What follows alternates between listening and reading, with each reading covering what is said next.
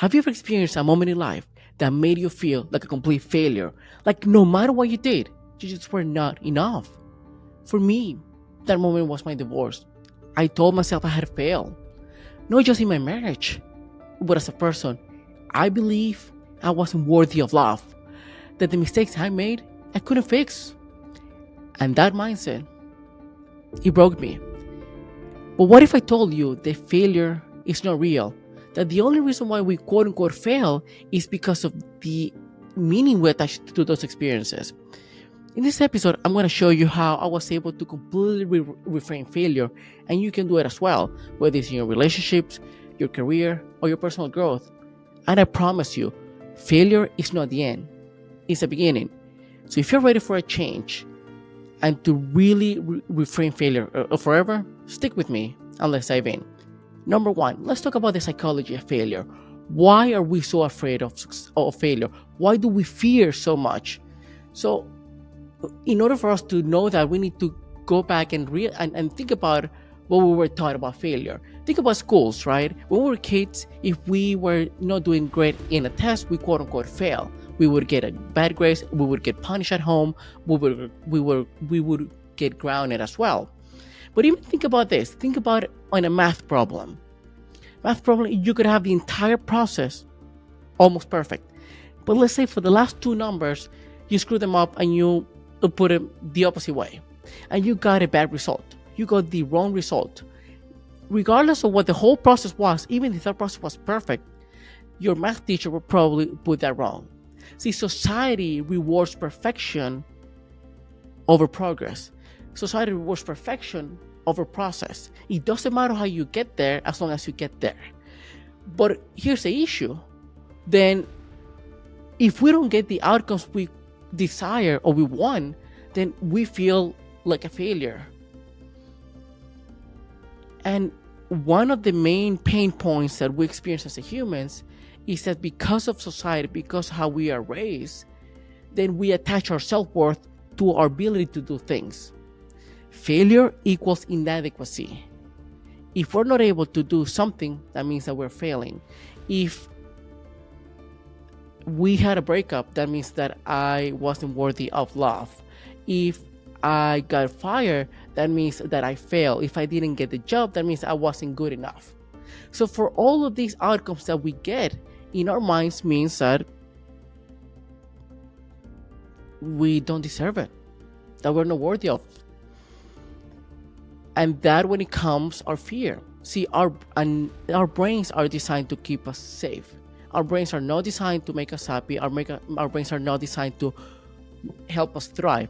The only purpose of our brain is to keep us safe, so we can reproduce and continue the human race. That's it.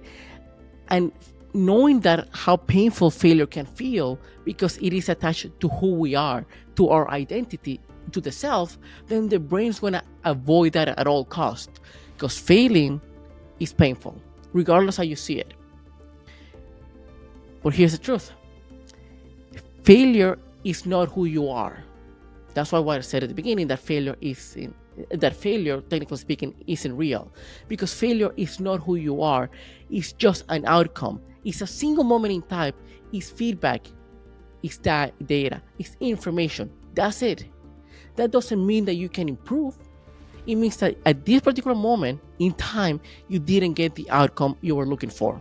That doesn't mean that you won't get it in the future. In fact, think about this. When you learn how to walk, or we learn how to walk, you probably don't remember because you were, 1 or 2. But you have seen many of kids, whether your nephews, your nieces, your cousins, your brothers, your sister, or your friend's kid, you'll see how they struggle, how they get up and fall. They get up and fall. They get up and fall. That is information. That is feedback that the toddler, that the kid, that the baby is getting on a constant basis. And then they realize, okay, now I know how to do it. The same thing when you learn how to write, or the same thing when you learn how to read, or the same way when you learn how to even drive as an adult. See, we get those feedback and then we improve and we get better. But you never thought as a kid or as a toddler or baby, oh, you know what? This walking thing is not for me because I failed 1, 2, 3, 5. You could have fallen 100 times and you will still get up and try it again because failure wasn't an issue. It was just an outcome that at that particular moment you didn't get anything. Now, let's talk about a little bit of the neuroscience behind failure and the scientific perspective and how we grow from failure. So, neuroscience shows that our brains get stronger, or our brains learns best when we go through trial and error. The brain creates neurological pathways that help us learn and adapt to things.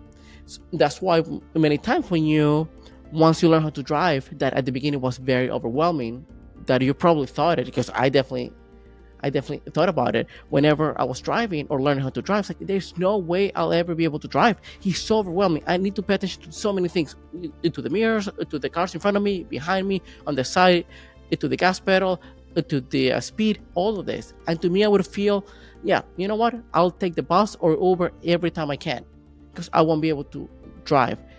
Guess what? Now we can drive from point A to point B without even realizing, because our body, our brain is running automatic systems and we already know.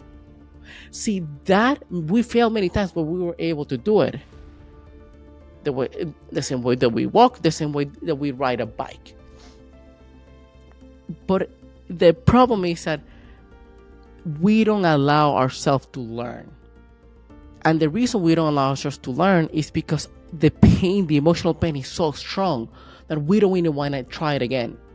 It takes such an emotional charge on our bodies, whether it's anxiety, whether it's fear, whether it's sadness, hopelessness, helplessness, frustration, that we don't even want to try it again. Since I started this podcast, I started researching and reading a lot of autobiographies for highly successful people. And there's one common trend among all of them. The most successful people were successful because they failed more than everybody else. Because for them, failure wasn't the end. They saw it as information. For them, failure was just feedback of how to do things better in the future. But again, the only difference between you and people that are making a difference in the world is their relationship with failure. That's it. Many of us don't take action because we are afraid of failing. We're afraid of embarrassing ourselves. We are afraid to feel the shame. And we only feel that when we're in public. If we try something, start a new business, or even approach a girl, and their rejection or the undesirable outcome comes, then we feel that our ego gets bruised. But ego know that, oh, look at me now. No, but what I'm talking about is our identity gets threatened by that. So we would rather, quote unquote, fail in private by not trying to do anything, by convincing ourselves that it's not the right time, or that it's not the right girl, or there's something wrong with a new job or something. And our brains will create the perfect story, will craft the perfect story for us not to take action, because at the end of the day, our brain just wants to keep us safe. So how do we get unstuck? What do you do when you're in the middle of it, when you're in the wreckage of failure, when you feel such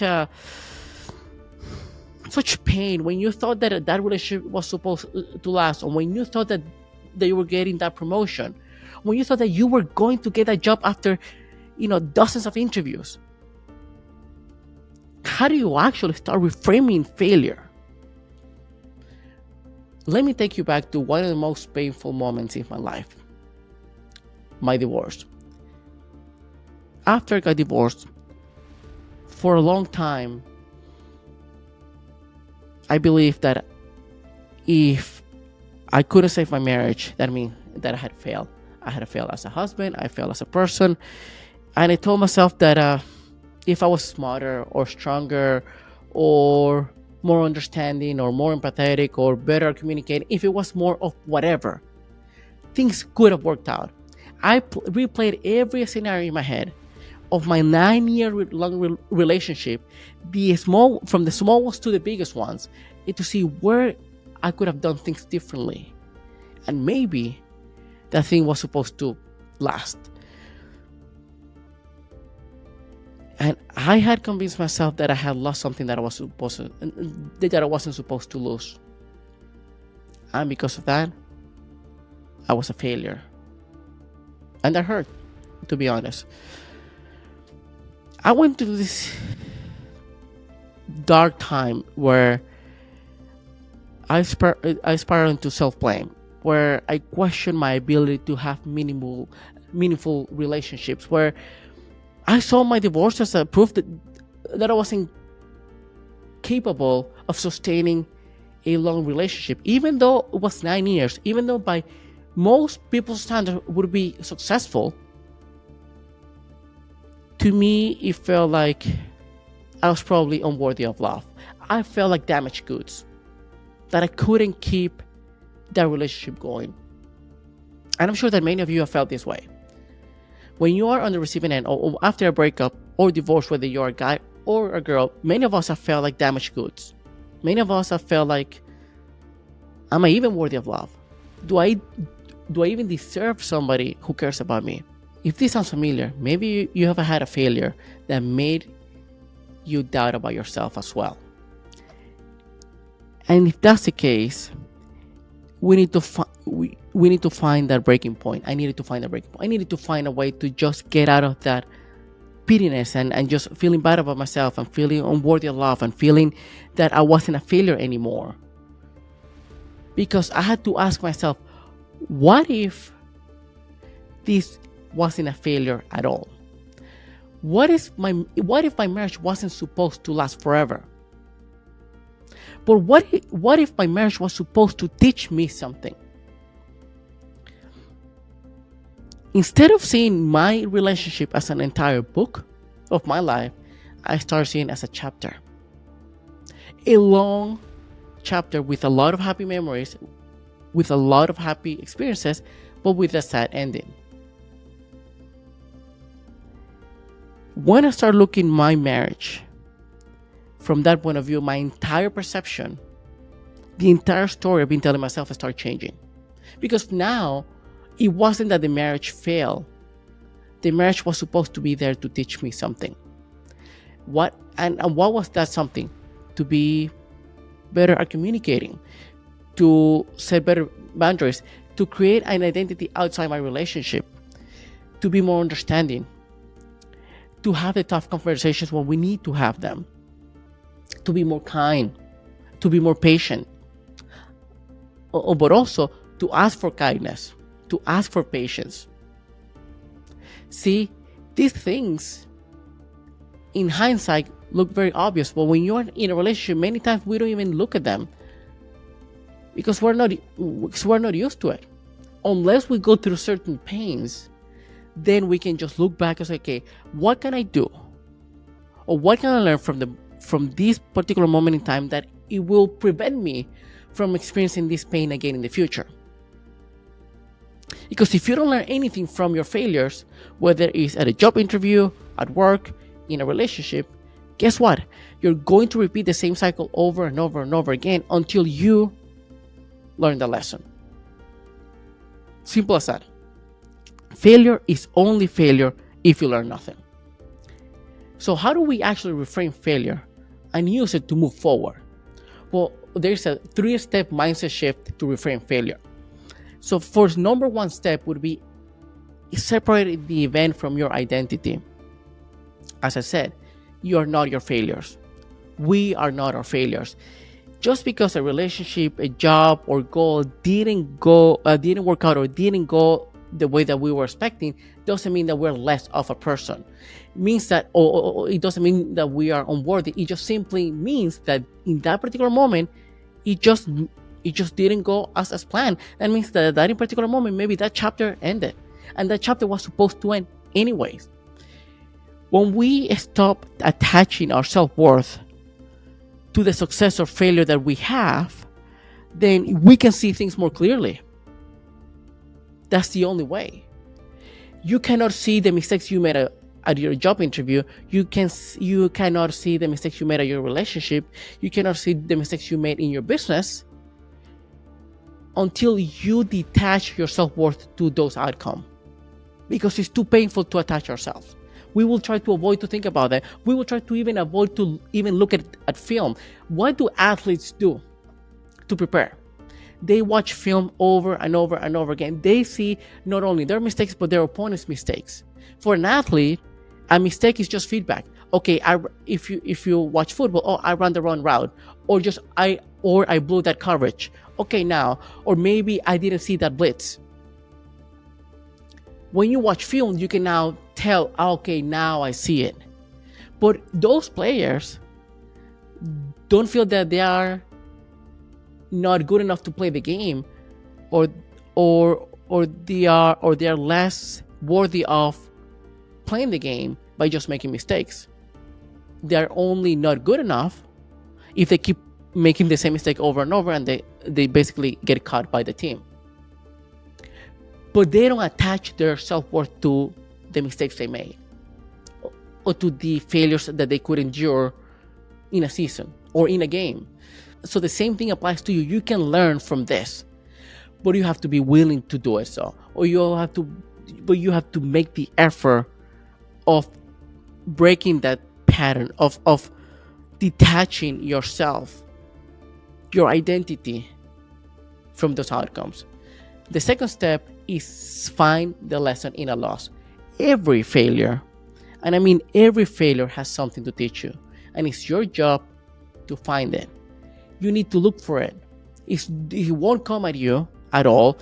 You just have to realize, instead of asking yourself, why is this happening to me, is what can I learn from this? What is this actually trying to teach me? When you ask yourself that questions, then you can internalize from a different point of view and zoom out. Because when you ask yourself, why is this happening to me, you are deep in the problem. You can't see anywhere. You're just so focused on the pain that you cannot see outside. When you ask different questions, when you reframe the question, or when you change the question from why is this happening to me to what can I learn from this, now you move out of it and you zoom out and you're able to see, okay, as painful as it could be, what can I do over here? Once again, in my relationship was to get better at communicating, to set up boundaries, to be more kind, to be more patient, but to also ask that for myself as well, to address the small issues early on so they don't compound and grow over time. Those things are important, but it took me a while. I'm not saying that right after the divorce I was able to look it up and then, okay, I'm good. No, it took me a minute because it's painful, but it gets to a point where we need to make peace with what happened, accept it, and move on, but also learn from it. And the third one would be, in the 3-step mindset shift, is refine success on your own terms. See, most of us are chasing success based on someone else's definition. If I had to redefine my personal life, the success wasn't staying married or being in a relationship or having a good job. To me, I had to change that to be in a constant improvement, growing into a better version of myself every single day. And as long as I keep growing, as long as I keep doing the internal work, and I'm getting better at things that matter to me, then to me that would be success. The moment that you really find success to what matters to you, and you don't attach it to what other people want, what society thinks that success should look like, failure no longer holds the same power over you. But you need to be clear of what success means to you. If it's like me, growing into a better version of myself, no matter what, that's great. If for you is to grow your business or to have a happy, healthy relationship, sure, those are good as well. But when it comes to relationship, there's something that you cannot control, which is how your partner is going to react. So to me, success should be defined by something that is completely in our control, and not care on things that are outside our control. I know, it's easier said than done. But what I found that this is the right formula, or the definition that has helped me the most to endure failure and to endure adversity. So now you might be asking yourself, how can you actually apply this into your life? Sure, I gave you the psychology of fear. I told you how our brain works and what we've been taught about failure, and I gave you the 3-step mindset shift to reframe failure. But actually, how can you apply this into your life? I want you to do this one small thing. I want you to grab a notepad, your cell phone, on a computer, doesn't matter. Just grab anything that you can write on. And I want you, for the next 7 days, to take one failure, any failure that you have experienced in your life, and write this. What's the story you have been telling yourself about this failure? What's the story you have been telling yourself about this failure? That's the first question. The second question is, what's a more empowering way to look at it? What's a more empowering way to look at it? And number 3, what lesson did this experience teach you? What experience did this experience teach you? The first one should be fairly easy, because that's the story that you carry with you. Now, if you ask yourself what failure you should put, it could be the smallest one or the biggest one. If you're struggling emotionally with the biggest one, trying something that still somewhat affects you, but it doesn't hurt as much. And then you can move from failure to failure until you reframe those that still affect you on emotional level. The 3 questions. What is the story I've been telling myself about this failure? What is a more empowering way to look at it? And what lessons did this experience teach me? The last one is the hardest, because you actually need to find the lesson. You need to look for them. It's like, what could have done better? In certain aspects, is easier. If you blew a job interview, I should have said this and this and that, and then I made the mistake and did the opposite way. If you approach a girl and she rejects you, probably it came out too strong, or I didn't add any emotion or anything. You will get that feedback. I'm not saying that it's easy to do it again. It's still painful. But by just looking at data, and instead of your self-worth, things will get better. And one last point, failure is inevitable. You will always experience failure. That's part of life. But suffering from failure is optional. The way that you define failure shapes your entire reality. You won't be able to do things if you attach failure to your identity. The most successful people create their own reality by being able to be resilient, by enduring failure, by having a different relationship with failure than 99% of the population. Their reality is different. And if you can shift your mindset around failure, you can literally shift your entire life. Because at the end of the day, you will be able to do things that other people cannot do or won't do, because their brains, as a safety mechanism, they will keep them safe by stopping them from taking action.